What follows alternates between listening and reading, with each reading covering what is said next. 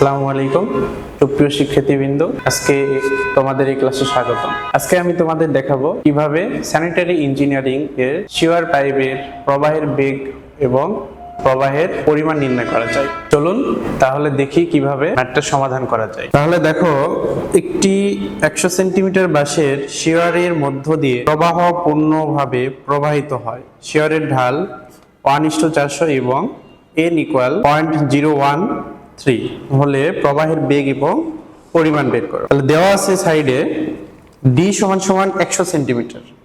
এখন সেন্টিমিটার থেকে আমরা যেহেতু ম্যাথটা ফুললি মিটারে করব, এই জন্য 100 সেন্টিমিটারকে আমরা মিটারে কনভার্ট করব 1 metre. I = 1/400, n = 0.013, m = d/4। এখন দেখো d/4 কিভাবে হলো, নোট দেওয়া আছে। m = ক্ষেত্রফল বাই পরিসীমা। কিসের পরিসীমা বা ক্ষেত্রফল? এটা হচ্ছে আমাদের, দেখো উপরে একটা পাইপ, শিওর পাইপ দেখানো আছে, এখানে এই পাইপের ক্ষেত্রফল বাই পরিসীমা। তাহলে পাইপের ক্ষেত্রফল πd²/4 ডিভাইডেড πd। এটা ক্যালকুলেশন করলে আমরা পাবো d/4। আমরা জানি প্রবাহের বেগ v = 1/n গুণিতক m⁴ গুণিতক i⁴